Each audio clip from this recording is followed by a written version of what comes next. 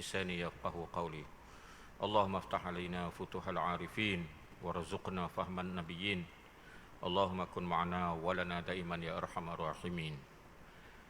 Hadirin dan hadirat serta pendengar yang saya kasih sekalian, pada malam ini saya akan sambung beberapa hadis berkait dengan masjid. An Uthman ibn Affan radhiyallahu anhu, an Nabi sallallahu alaihi wasallam qala, man bana masjidan lillah banallahu lahu fil jannati mithlah.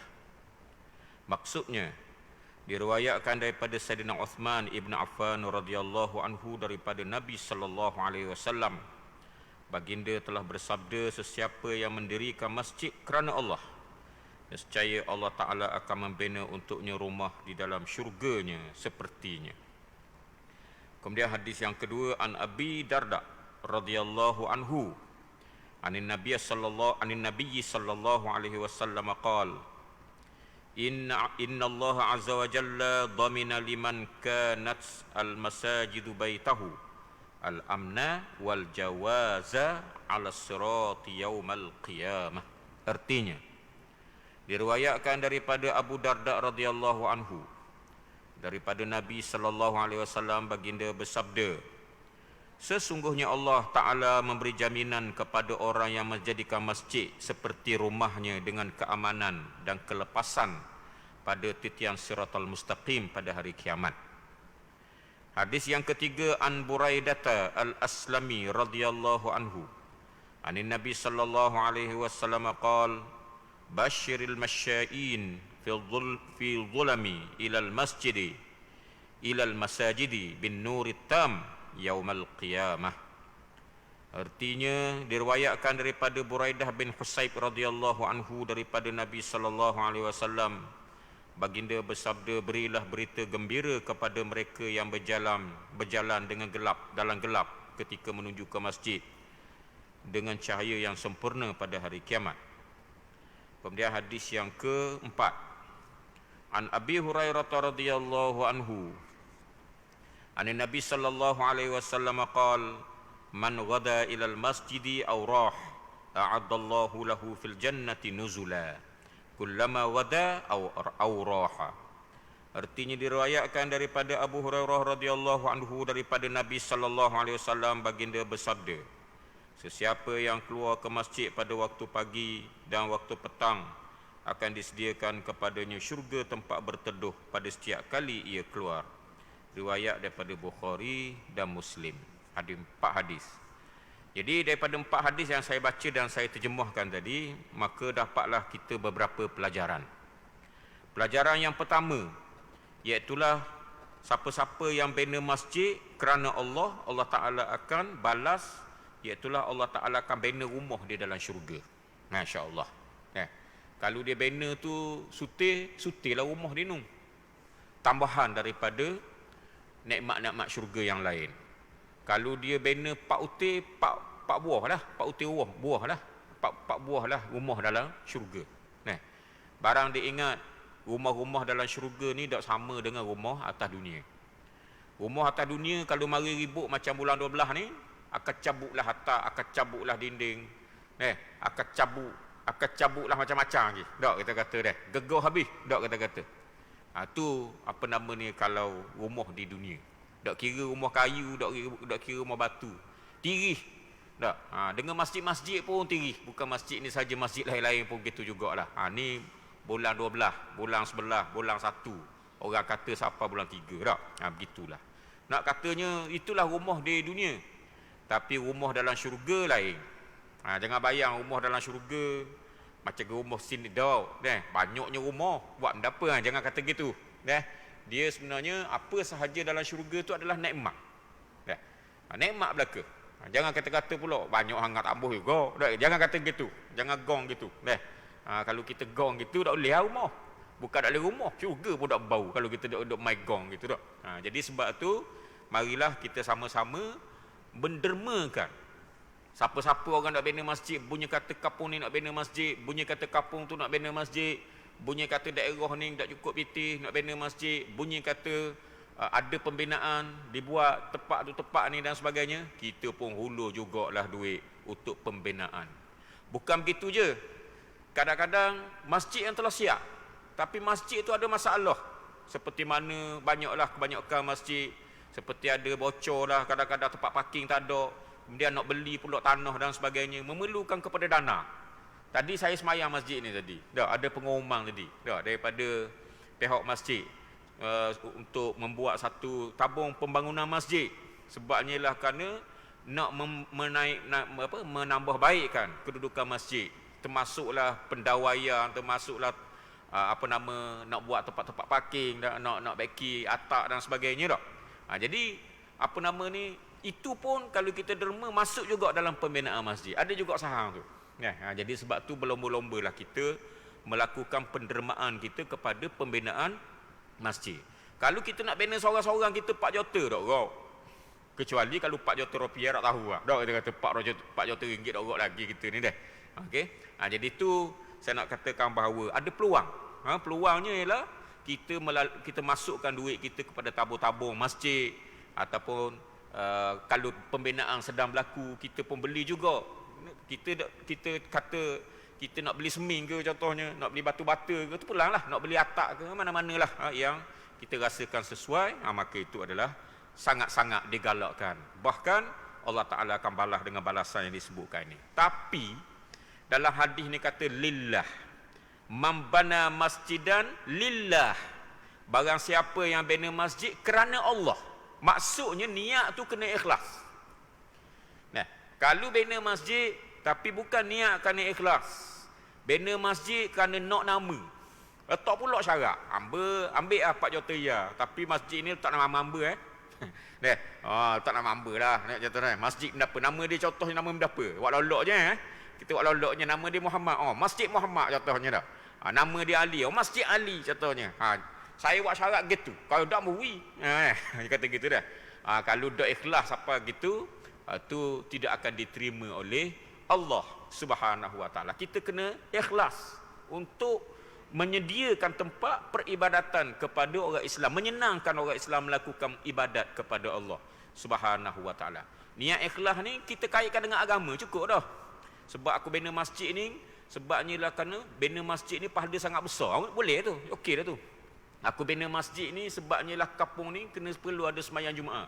Bila ada sembahyang Jumaat, sebab apa? Sebab ada dah 40 orang yang cukup balik, cukup syarat, mustautin dan sebagainya. Jadi aku dapat tolonglah orang kampung untuk menunaikan sembahyang Jumaat sekali. Maka itu dah lillahi ta'ala dah tu. Masuk dalam lillahi ta'ala. Jadi ingat ni yang pertamanya niat kita tu. Masa nak masuk pitih tu, niat lu. Aku masuk pitih ni lillahi ta'ala. Dia mari serabut-serabut tu, nak nama, nak apa tu, tolak tepi. Tolak tepi, niat lillahi ta'ala. Paksa sikit. Orang panggil paksa. Dah kalau tu paksa gitu tak apa, boleh pahala dah. Kalau tak paksa, ramaknya tak ada seorang boleh pahala atas dunia ni. Makna dia power paksa pun ada pahala juga. Power hok kita paksa diri kita tu kerana Allah tu, paksa juga. Mari mari dalam hati. Riak, sum'ah, mari nak tunjuk ke orang lah apa semua. Masa kita beri tu kerana Allah juga, buang tepi benda-benda gitu. Paksa pun boleh pahala juga, insya-Allah. Masuk dalam lillahi ta'ala juga tu. Jangan ngak bila kita paksa tu tak jadi lah. Dah jadi juga. Tak ada orang tak paksa ni. Sebab tu orang panggil mujahadah. Mujahadah tu adalah makna dia paksa lah. Kalau kita nak terjemah, kita memaksa diri kita. Kita lawan nafsu kita. Hak yang nak kebendaan, yang nak nama tadi, kepada Allah Subhanahu Wa Taala. Paksa tu belum cukup dah. Apatah lagi kita orang awam. Saya orang awam, saudara-saudara orang awam, kita ni memang tak lari daripada mari perasaan buruk dalam hati. Tuhan maaf benda tu. Tapi paksa sikit. Paksa lawan sikit. Perasaan tu insya-Allah. Paksa tu akan dapat pahala, dan paksa tu dah dianggap sebagai ikhlas kepada Allah Subhanahu Wa Taala. Itu satu. Yang seterusnya, pelajaran yang kedua yang kita dapat daripada hadis-hadis yang saya sebutkan tadi, iaitulah marilah orang yang beriltizam dengan masjid. Dia buat masjid tu macam rumah dia. Dah guana tu macam rumah dia. Dia tidur ke guana, bukan masalah tidur. Dia tidur di rumah dia. Tapi masjid ni adalah tempat dia melakukan sembahyang berjamaah. Itu satu. Sembahyang Jumaat. Tiap-tiap waktu, 5 waktu di masjid lah dia. Tu maksudnya menjadikan masjid macam rumah. Bukanlah rumah dia, situlah tempat tidur dia, dapur, celah tu dapur dia, umpamanya tak. celah tu barang dia, kasut dia celah tu umpamanya dah. Bukan gitu. Letak barang dalam masjid seperti mana yang saya telah sebutkan pada minggu lepas. Hukum dia adalah makruh. Begitu juga berjual beli dalam masjid, hukum dia adalah makruh. Dan kita digalakkan berdoa kepada orang yang berniaga dalam masjid, la arbahallahu tijaratak. Mudah-mudahan Allah Ta'ala tidak memberi keuntungan kepada perniagaan kamu. Kepada orang yang letak barang dalam masjid, hilang barang tu, kita doa ke dia. Molek ni doa ni, jadi sunat pula. La raddallahu alaik. Mudah-mudahan Allah Ta'ala tak jumpa barang tu. Dah. Mudah-mudahan Tuhan tak jumpa barang tu sebagai balasan. Dia letak barang dalam masjid. Masjid ni bukan tempat letak barang. Masjid ni adalah tempat ibadat. Kecuali barang yang berangkai di tubuh kita. Beg kita umpamanya. Duk gelek ke beg. Sebab apa? Beg tu lah tempat letak piti. Beg tu lah letak kad penalang. Beg tu lah letak surat tu surat ni. Tak? Kad tu kad ni dan sebagainya. Beg tu lah tempat ada nota keceng. Ada orang orang tepuh makanan lah gini-gini dan sebagainya. Beg tu belaka. Berekai dengan tubuh je. Maka dia semayang dia letak depan. Hak tu dimaafkan. Hak tu tak payah kita doa siang pula dia kalau kita doa tak boleh balik. Tak boleh tak boleh balik barang tu tak. Dia letak depan tu tak apa tu. Ada masalah. Tak ada masalah. Hak tu tidak dilarang oleh hukum syarak. Jadi itu sebenarnya konsep yang bukan maksudnya kita kata jadikan masjid macam rumah, kita letak kasut situ, selipar situ. Tandah masjid tu macam hak kita. Bau-bau kita dah. Dah umpamanya bau pun bau kita tandah masjid apa? Dah kita buat macam rumah kita. Dak sampai tahap tu. Dah kita kata dah. Maksudnya ialah kita menunaikan sembahyang berjemaah, kita selalu beriktikaf kalau ada masa-masa kosong untuk bermuhasabah diri. Kita selalu ada program-program di masjid, kuliah maghrib, kuliah subuh, ada kuliah duha, kuliah benda-benda hak macam disebutkan oleh tadi masa sembahyang Jumaat tadi. Sebelum tu dia buat pengumuman tentang kuliah-kuliah tak? Ada kuliah tafakuh fiddin lah apa semua tak? Maka kita memang pergilah ke masjid. Jadi masjid tu macam rumah kita. Rumah nombor 2 lah kita kata untuk nisbah pada kita. Hak tu lah yang dikatakan kita jadikan rumah tu macam masjid tu macam rumah kita. Orang macam ni 2 benda Tuhan bagi ke dia. Keamanan di dunia dan di akhirat, aman di dunia dan akhirat. Yang kedua, insya-Allah dia akan titi siratal mustaqim tu dengan selamatnya. Titian siratal mustaqim dengan selamat tu, ya Allah. Susah tu nak kata selamat tu. Susah nak kata selamat. Maknanya kita letak dalam otak dak selamat dulu. Niti tu. Dak selamat dulu kita letak kepala kita ni. Tiba-tiba ada jaminan ni. Kalau orang yang sentiasa beriltizam dengan sembahyang Jumaat di masjid, aktiviti-aktiviti pun dia berkecimpung sekali, terlibat sekali dengan masjid dan sebagainya, insya-Allah orang ni tak kenala lah di titian siratal mustaqim, dia akan dapat dengan selamatnya, dapat meniti dengan selamatnya. Itu di akhirat. Di dunia dan di akhirat pula sekali lagi lah keamanan, insya-Allah. Orang macam ni diberi keamanan, insya-Allah. Aman ke mana? InsyaAllah kalau musim-musim Covid tak kena insyaAllah. Dah. Musim-musim Covid tak kena dia insyaAllah. Orang lain kena belaka, dia seorang tak kena. Padahal topeng tak pakai mana umumnya dah. Topeng tak pakai mana dia. Pakai kau. Dah kata-kata dah. Topeng tak pakai mana dia, tapi tak kena Covid. Dah. Makna kita kata gitulah dia. Makan kedai kan main je. 2-3 orang sekali makan kedai bagi-bagi orang Tiana. Hak 3 orang tu habis kena Covid. Dia seorang dak. Apa tu? Sebab dia buat masjid tu macam rumah dia. Keamanan, insya-Allah. Kadang-kadang Tuhan beri betul gitu. Kadang-kadang Tuhan beri Covid, ada juga Tuhan beri Covid juga, tapi aman dari segi sudut lain. Musim-musim Covid ni juga orang aman susah. Maka kampung tu bunyi orang curi banyak. Kampung tu bunyi orang curi banyak. Kampung tu bunyi bukan curi dah, meropok tu. Dak umpamanya dak. Sebab orang miskin, orang nak cari duit payah sampai buat gitu pada. Tapi rumah dia kekeng, ada masuk curi. Rumah dia kekeng sekali tu. Ayang pun nak masuk. Tak kita kata dah. Toh kau curi nak masuk. Tu nak katanya kadang-kadang betul gitu pula. Kadang-kadang keamanan dalam bentuk minda. Bentuk minda pun ada juga. Tak serabut. Orang lain tak serabut je musim Covid ni. Macam ni tak? Musim Covid tak ada kerja apa. Dia tak ada serabut benda apa. Tuhan bagi rezeki je. Tak ada nak buat guna. Tapi kita usaha. Tenang je jiwa dia tu. Sedap punya tu. Tak? Dia kata dah. Macam mana nak boleh benda tu? InsyaAllah. Kalau kita beriltizam dengan masjid, mari semua untuk sembahyang berjemaah, tak kira lah keadaan guana-guana pun, orang bang, yelah, berhenti lalu aktiviti lain. Maka insya-Allah dapatlah benda-benda yang saya sebutkan tadi kerana dia disebutkan oleh Rasulullah sallallahu alaihi wasallam. Okey. Pelajaran yang ketiga. Pelajaran ketiga daripada hadis-hadis yang kita baca tadi, iaitulah nak bina masjid ni kena ada disiplin. Disiplin ni gimana? Disiplin dia dua perkara. Dua perkara disiplin ni. Yang pertamanya, kalau kita nak buat masjid, jangan kita nak buat masjid, buat masjid. Jangan gitu. Kita nak buat masjid, kita fikir dari segi strateginya, dari segi keperluannya. Nah, kadang-kadang yang perlunya bukan masjid, tapi madrasah. Kadang-kadang keperluannya bukan madrasah, tapi benda apa lagi? Contohnya tadika, umpamanya tak. Maknanya benda-benda tu pun masuk dalam sahang akhirat juga. Jadi bukan masjid saja. Jadi kita tengok strategi pula. Kita kena minta nasihat daripada pihak jabat agama. Berdampinglah dengan pihak jabat agama, pihak Medan, tanya gawat agama daerah Kuala Terengganu ke, Kuala Neruh ke, Marang ke, Besut ke, mana-mana hak tempat yang kita nak buat. Raguana hamba nak buat sejik kan sini. Piti ada. No. Piti lebih hak nega untung Allah banyak juga 100,000 ada ni. Boleh ni buat sejik. Jabat agama kata sadedah situ. Nah, kita nak benda lain.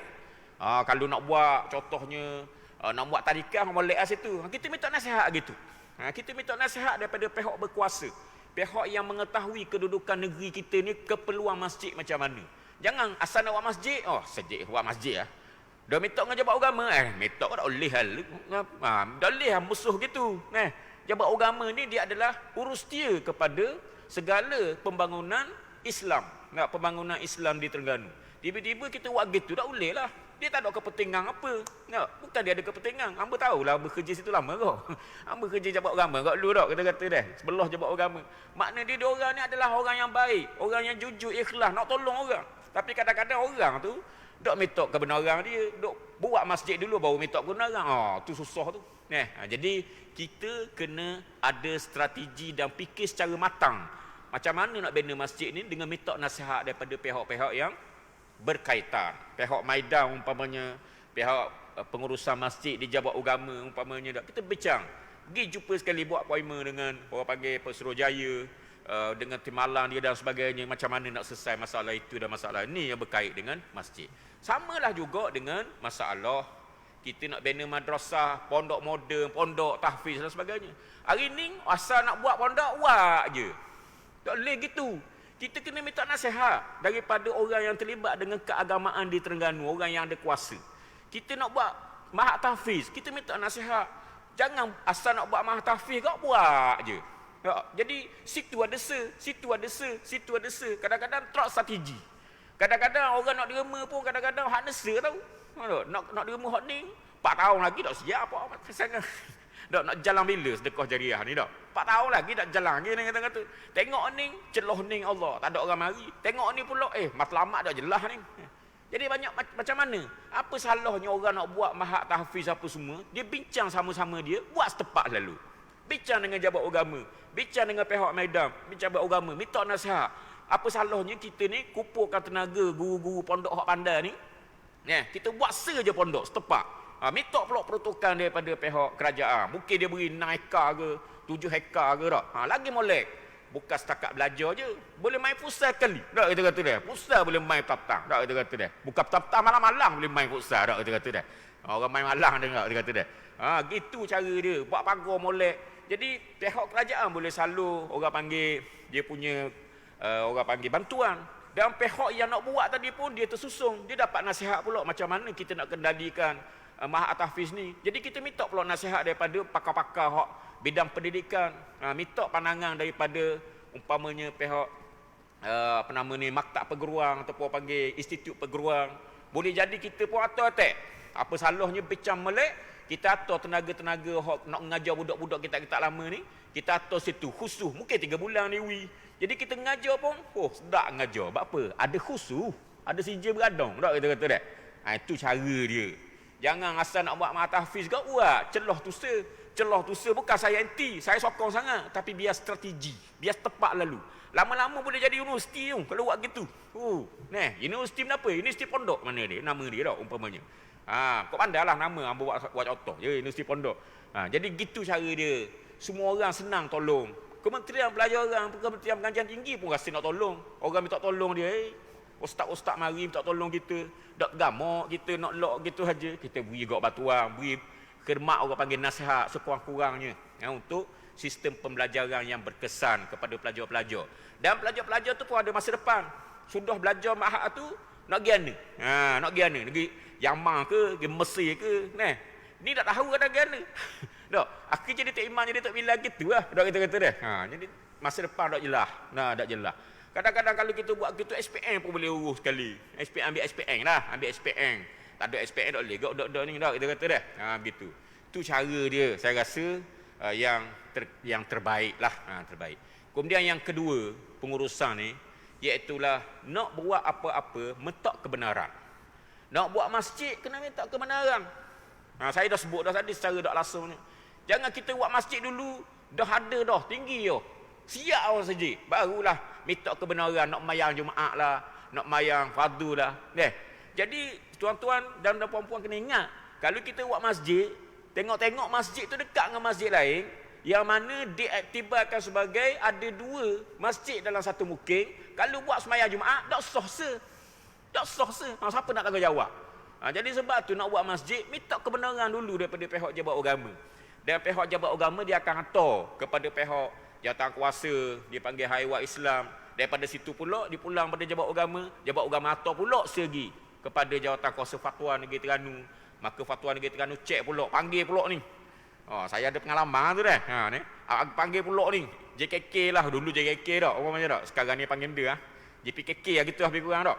Lepas tu panggil pula, orang panggil puak-puak orang wakil, orang panggil mana-mana orang lah yang terlibat, ketua kapung, Tengulu dan sebagainya. Mungkin kita panggil juga seorang pegawai daerah, daripada pegawai daerah dan sebagainya. Kita tanya keperluan dia macam mana dan sebagainya. Maka fatwa apa kata? Beres. Bukan kata beres, kita ada surat je lah. Bukan beres gitu tak. Lepas tu atau jabat agama dulu. Okey beres lalu, selesai masalah. Jangan kita buat saja siap baru nak minta jabat agama, barulah nak minta pengiktirafan. Ada gitu. Apa tak adanya. No. Hamba tahu hamba duduk jabat lama, enggak 8 tahun hamba duduk jabat dak. Jadi gitu dak kita ni. Orang-orang Melayu jenis gitu tak ada disiplin. Jadi dak boleh gitu. Kita kena buat cara minta kebenaran daripada awal. Ni ramai ni, siapa learning masa saya berhenti itu ada lagi. Buat jenis, buat sejak dulu, tapak siap. Lepas tu baru nak bincang jabat agama, nak buat guna gini-gini. Tak. Ingat senang ke satu mukim tu nak ukur pula, nak pecah mukim tu pula. Sebab apa? Sebab satu mukim nak elok daripada ada 2 sembahyang Jumaat. Kena ingat tu, sembahyang Jumaat 2, satu mukim tak sah se. Tak sah hak kurang daripada bar akbar.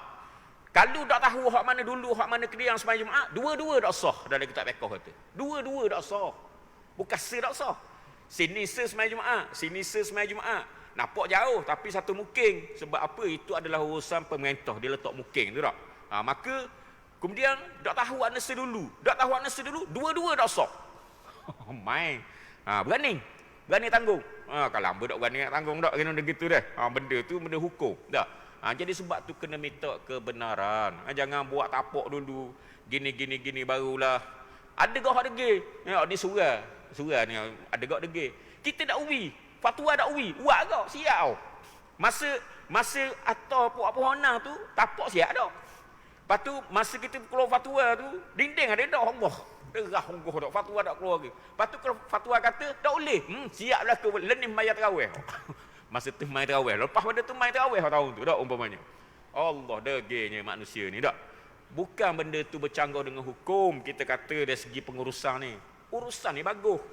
Kalau kita disiplin molek-molek je orang suka hati, pihak berkuasa suka hati, pihak penduduk suka hati, semua suka hati belaka. Orang suka hati ni guna, ibadat pun khusyuk rasanya. Kita nak singgah pun sedap. Ni kadang-kadang kita tahu, kita dak uwi masjid itu surah tu dibenarkan buat. Tak. Kita kadang-kadang singgah naik motor, hamba ni jenis naik motor tak. Nak singgah bayar suruh, tak gamuk apa. Kita keluar fatwa dulu kata benda ni tak boleh bayar buat surah. Kita nak bayar pula situ. Tupat tandah jelah. Tupat tandah jelah. Lepas tu pergi singgah masjid lain, bayar masjid lain lah kita kata dah. Tak gamuk kita buat gitu sebabnya lah kerana benda tu adalah berlawanan dengan hukum syarak. Sebab hukum syarak ni ada tanda, ada kaedah-kaedah yang tertentu. Di Terengganu ni ada juga peliknya hak degi. Hamba cerita ni hak degi. Biar dengar dia bercakap ni ada masuk audio. Biar dia dengar lagi audio. Tak kan. Kita kata biar degi. Jenis Tanah tu tanah untuk kubur, buat masjid. Tanpa minta kebenaran, pakai kutip dana je gini-gini dengan orang tak tahu kali, orang dapat buat masjid, beri lah, boleh buat masjid, masjid jadi mula-mula surau, lepas tu jadi sejid. Tanah tu rezak kubur. Apa hukum dia? Hukum dia dalam kitab fiqh kata haram sembahyang situ. Haram sembahyang situ walaupun sah, tapi haram sembahyang situ. Sebab apa? Kita pergi sembahyang tempat yang digunakan digunakan oleh tu, bukan tuang dia. Tanah tu rezak kubur. Tuang dia adalah orang yang mati lah. Orang yang mati tu maknanya dia rezak kubur tu, maknanya untuk orang matilah. Tak, tu tuang dia. Tiba-tiba kita pergi buat. Kita nampak kosong, molek ni. Lambat lagi kan ni. Ada 2 ekar lagi kosong. Kita pun buat saja. Minta dana gini, kita buat molek, buat dulu. Tak minta pas sudah. Fatwa kata tak boleh. Buat macam. Tak kita kata dia. Dia sungguh manusia. Tak boleh. Tanah tu ada empunya dia. Tanah tu tanah wakaf ada empunya dia. Kadang-kadang tanah tu bukan tanah wakaf, tanah yang gazet section 62 tu dah. Section 62 pun ada dia panggil dia KTN tu dah 62 tu. Ada tuang dia. Kita pergi buat, kita pergi ceroboh. Haram perbuatan tu. Tu perbuatan tu. Dan jangan semayang tempat tu. Jangan semayang. Tapi ada ke orang tak reti. Ada ke orang tak reti. Tak reti ke mana? Dah tahu dah tak boleh. Pergi ke semayang. Dah. Kita nasihat dah. Awak jangan pergi lah. Kono-kono awak ada jawatan lah. Awak ada gini besar lah jawatan gini. Tak usah kira lah. Awak jawatan berapa. Tak boleh. Hukum kata tak boleh. Gitu. Sebab tanah tu tuang dia adalah orang lain. Tiba-tiba kita gerapah. Rapah tu istilah rapah. Dia panggil tanah al-ardu al-marsubah. Dalam kitab fiqh ada sebut. Tapi kita nampak benda tu tak ada benda. Biarlah. Tak. Kata tu saya kata kadang-kadang kita kena, orang ramai nak ke Islam atas dunia ni. Tapi amalan Islam tak ada. Tu nak ke Islam amal. Ada kata dah. Sebut nak ke Islam, Tapi ikut hukum tambah. Tambah pula. Kita kata dah. Itulah perangai manusia tu sendiri. Saya cakap ni atas dasar hukum. Atas dasar hukum. Molek masuk audio dia cakap ni biar dengar habis semua kali tak. Biar ambil pengajaran sikit lah. Biar kita pun nak lepas kok perasaan gitu, sebab dia membabitkan hukum hakam, maslahah umum dan sebagainya. Bukan untuk kepentingan diri. Cakap ni bukan untuk kepentingan diri dah. Bukan ada benda, ada benda apa dah. Bekerja dah. Tak kerja dah. Nak buat mana dah kita kata dah. Kita buat kerja secara yang diamanahkan. Itu cara dia. Kemudian yang khususnya pelajaran nombor 4 yang kita dapat ialah barang siapa pergi masjid dalam keadaan susah. Seperti zaman dulunya ialah tak ada lah cahaya macam learning. Tak, learning banyak sangatlah cahaya tu cahaya ni. Tak, kita kata cahaya benda apa? Cahaya lampu jalan. Tak. Dulu gelap gugu. Nak kalau awal bulan hijrah, akhir bulan hijrah, tengah-tengah bulan hijrah, bulan cerah juga, nampaklah boleh tupang sekali. Tak. Learning kalau dulu memang gelap sungguh. Susahlah pergi sejid. Dengan takut ularnya, dengan takut peropoknya, dengan takut orang curinya, macam-macam takut. Gelap ni kok macam-macam lah. Tapi dalam keadaan susah orang tu pergi juga sejid, maka dia akan dapat apa? Dia dapat an-nurut tam, dia panggil. An-nurut tam, iaitulah cahaya yang paling sempurna pada hari kiamat. Hari kiamat orang lain gelap guguk, dia cerah je. Ada masalah. Ingat, cerah hari kiamat ni cerah masa depan lah. Bukan cerah saja. Cerah masa depan maksudnya insya-Allah lah. Masuk syurga tu. Masuk syurga lah insya-Allah. Gitu cara dia. Jangan makna dia contohnya ialah dalam gelap. Dalam hadis ni sebut gelap. Tapi sebenarnya bukan gelap saja. Kadang-kadang jauh. Jauh. Masjid tu jauh tapi kita pergi juga. Masa hamba belajar dekat Jordan dulu ada kawan seorang. Ada kawan seorang musim salji dah. Jordan musim salji berat juga. Kalau subuh-subuh tu musim salji ni bimbang juga. Jereluh lah apalah. Ada seorang kawan tu kita nak pergi debor lah tu. Kalau pergi ramai-ramai tak apalah. Tapi kalau nak pergi seorang-seorang orang ni baru tubik tandas baru nak pergi. Jadi debor lah. Ada orang tu tak kira. Pergi seorang ke pergi ramai dia tetap pergi. Masya Allah. Dalam keadaan susah ni orang panggil dengan salji apa semua tu. Ada di Mesir dulu ingat lagi dah. Ustaz apa nama? Ustaz Saimi lah. Ustaz Saimi Khuzal tu. Dia ni memang itizam dulu dengan masjid. Subuh-subuh. Walaupun ramai anjing. Anjing ramai. Dia nyalok. Nyamuk tu. Anjing dia nyalok tu. Tapi tak kisah dia. Biarlah guana-guana. Dah kita nak pergi sejid nak sembahyang subuh. Dia subuh-subuh ni anjing kau. Gelak kan kau. Dia nampak orang dia nyalok. Dah kaca. Nyalok tu kau. Kadang-kadang debor kau. Tembor lari kau. Setengah-setengah orang tak reti. Ni, macam hamba mula-mula hafal tu semua lari. Kita kejar dia anjing, selamatlah. Nak kita kata dah. Tapi nak katanya salak di anjing tu susah. Hari-hari kena salak. Gua ni cerita tu. Tapi dia menempuh kesusahan itu dengan niat nawai itu nak sampai juga ke masjid. Insya-Allah orang ni akan dapat an-nur at-tam, dapat cahaya yang sempurna pada hari kiamat. Insya-Allah dak kenala lah masuk syurga orang yang sebegini. Nampak sangat dia bermujahadah, nampak sangat dia paksa diri dia untuk keredaan Allah Subhanahu wa taala. Habis itu. Dan kita pergi yang hadis berikut pula. Ni hadis lain pula ni. An Ibni Umar radhiyallahu anhuma anin Nabi sallallahu alaihi wasallam qala salatul jama'ati afdalu min salatil fadhi bi 27 darajah.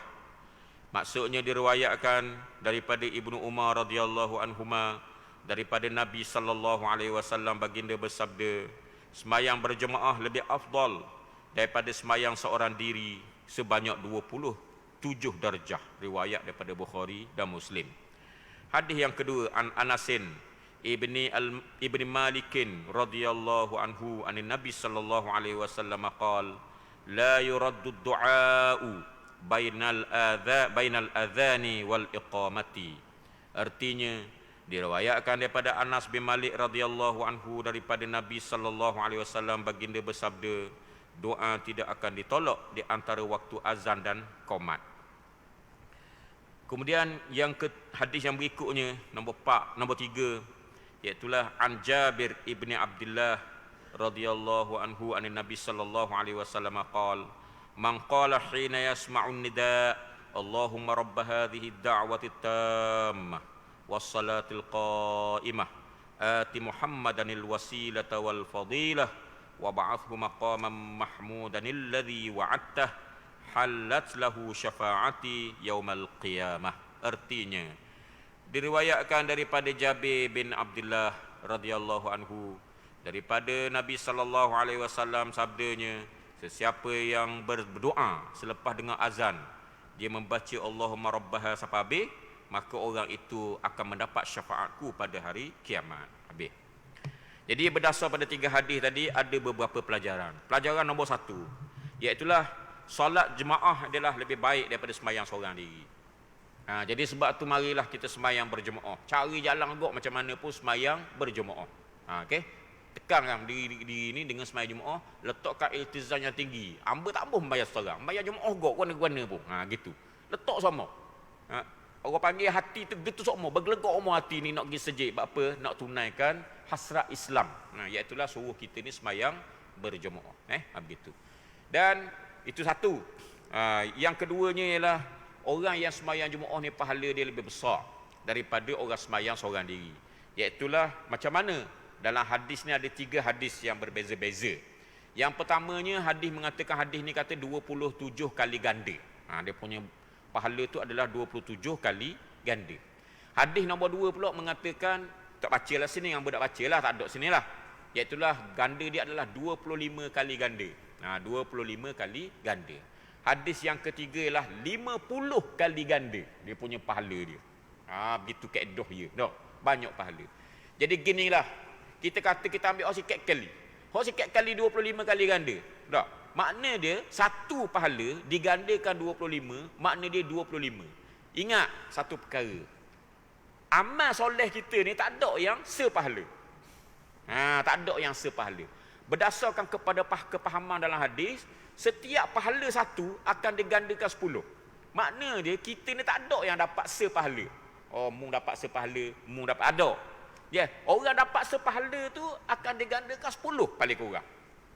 Kemudian paling banyak 700 kali. Dia berdasar tengok sahih. Tengok sahih amalan tu. Kalau amalan berat sampai 700 kali. Kalau amalan sikit-sikit 10 kali. Sembahyang jemaah ni kita tak tahu tahap mana. Adakah digandakan 20 kali ke? Kalau sembahyang seorang lah dia kata dah. Sepahala tu digandakan 20 ke 30 ke, tidak dinyatakan. Sembahyang seorang satu pahala tadi kali berapa tak sebut. Tapi sekurang-kurangnya 10. Kita katalah 10. Makna dia kalau kita sembahyang seorang kita dapat 10. Kalau kita sembahyang berjemaah kali dengan 25 ataupun kita katalah 27 dalam hadis ni, kita akan dapat 270 pahala. Banyak tu. Main 27, 270. Lepas tu kali 5 pula, 5 kali. Masya Allah. Tak masuk lagi pahala hak lain tu, hak saya sebut tadi. Pahala susah tadi. Susah guna. Gelak. Kalau zaman dulu gelak. Zaman sekarang ni dengan ujian-ujiannya, dengan hujannya. Tak? Kadang-kadang kereta kena tarik, naik motornya, kadang-kadang naik basikalnya. Tak kita kata dah. Banyak gak ujian tu. Nah. Kadang-kadang hak paling besar sekali jauh dah, hak jauh. Jadi hak tu pahala lain pula. Nah. Pendek kata, dak untuk semayang ni saja, Allah banyak sungguh pahala. Paling sikit 270, hak lain-lain tak masuk lagi. Hak tak lain. Okey, banyak sungguh pahala deh. Kita pergi ke masjid tunaikan semayang Jumaat. Yang nombor 3 kita dapat pelajarannya, semayang Jumaat yang dikatakan semayang Jumaat ni adalah di masjid ataupun di surau ataupun di tempat-tempat umum. Tempat-tempat umum. Iaitulah jangan dak acih semayang di rumah. Tu boleh gak pahala, boleh gak, tapi hak dikatakan semayang Jumaat yang tertunai fardu kifayah ini ialah semayang di tempat yang umum, iaitulah seperti masjid, seperti surau, seperti mana-mana tempat umum. Contohnya satu kampung tu tak ada surau lagi. Tupang balai raya. Balai raya tu ya dah tu. Ya dah tu, boleh dah tu, boleh dah sementara dah kita kata. Ataupun kita kata di jabat-jabat gak musalla umum, siapa-siapa boleh masuk. Staf-staf mana boleh masuk situ. Bukan boh je boleh masuk. Ni musalla ni boh je boleh masuk. Orang lain tak boleh masuk. Dah umpan. Dok gitulah. Ataupun pelanggang-pelanggang hak mari masuk jabat tu pun rak masuk waktu zuhur, rak masuk waktu asar. Nak tupang kali pun boleh ke? Makna dia musalla tu bebas. Siapa nak masuk boleh. Dah. Dah umpamanya kita kata macam ke Wisma Darul Imam kan besar gitu ke. Siapa-siapa pergi situ nak bayar takat satu, pergi situ ya bebas. Tu ya juga tu. Masuklah juga benda yang dianggap sebagai umum, benda yang benda umum. Jadi begitulah, mudah je. Jangan kita kata nak pergi sejik je, tak. Sedangkan masjid 10 km lagi. Sedangkan kita jalan ni jumpa dah surau. Surau pun ada orang semayang Jumaat ke? Bapa tak berhentilah. Sama juga insya-Allah. Boleh pahala besar juga. Cuma lagilah banyak bilangan orang yang semayang itu, lagilah besar pahalanya. Dan lagilah jauh, lagilah besar. Tapi jauh-jauh, siapa nak bayang, siapa tinggal tak boleh kau. Jauh tu awal apalah. Jauh-jauh siapa tinggal apa. Masbuk sama, masbuk tahiyat akhir pula tu. Tak kita kata. Tak acih lah kita kata dah. Kita nak biar hak yang sempurna. Biar seboleh-bolehnya ke mana? Seboleh-bolehnya Allahu Akbar tu imam, Allahu Akbar kita lalu. Hak tu paling baik kali. Kalau tak boleh ingat ke mana? Tak boleh ingat kau pandailah hak mana-mana yang sesuai. Mungkin orang tu nak buat gitu tapi dah nak buat guna balik kerja pukul berapa, nak mandi lagi, nak mari sejik lagi, kita kata jauh juga perjalanan, nak dengar orang ngajar lah apa semua, tengok-tengok orang rakaat kedua dah, tak apalah, ada dah dalam hati tu niat yang baik, yang dirancang untuk menunaikan fardu kifayah tadi, iaitu semayang berjemaah. Okey, pelajaran yang keempat yang kita dapat belajar daripada hadis-hadis yang kita baca tadi, jangan lupa doa di antara bang dengan azan, bang dengan qomat. Bang dengan qomat tu jangan lupa doa saja. Ada pula semayang dah panggil semayang sunat qabliyah. Semayang sunat qabliyah ni ada belaka, 5 waktu ada belaka. Subuh ada, zuhur ada, asar ada, maghrib ada, isya ada. Bila bang ada semayang sunat qabliyah, semayang sunat rawatib qabliyah, semayang sunat sebelum daripada semayang fardu. Tetapi jangan semayang sunat saja. Lepas pada itu penuhkan masa sebelum orang qomat tu dengan doa. Sebab apa? Doa masa tu sangat-sangat mustajab. Mustajab sungguh. Mustajab, janganlah kita tinggallah peluang tu. Peluang sungguh-sungguh tu. Jadi kaki orang bangsa lagi. Nak jember kau Tok Bilal qomat, kita baca doa. Mayang dah ni. Mayang dah sunat ni. Kita berdoa. Berdoalah. Tapi jangan sampai pekat kita puas. Kita doa ni jangan pekat kita ni jadi bosang. Tak boleh gitu. Kita doa lepas tu kita rasa dah ni dah rasa puas dah. Kita berhentilah. Lepas tu masa lain pula doa ni banyak dah. Ada 10 perkara. Yang 10 perkara ni nak sebut semua sekali dak gerak-gerak. Karang pula. Karang pula untuk sembahyang tahajud doa lain pula. Untuk sembahyang esok pula ada sembahyang qabliyah tu sebelum subuh doa lain pula. Lepas tu masa duha pula doa lain pula. Jadi kita eceh-eceh doa tu. Eceh-eceh. Jangan kita baca sekali go.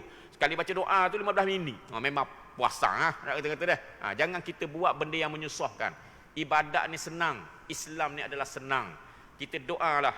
Kadang-kadang kita kata ni aku nak doa benda ni. Sekarang doa benda lain pula. Sekarang doa benda lain pula. Tak, ada masa kosong sikit kita ripung sekali. Tak, ada juga masa-masa kosong kita ripung sekaligus. Tak boleh juga. Jadi itu cara dia supaya jangan bosan terhadap doa tadi. Jangan kesimpulan dia benda apa? Jangan lepaskan peluang.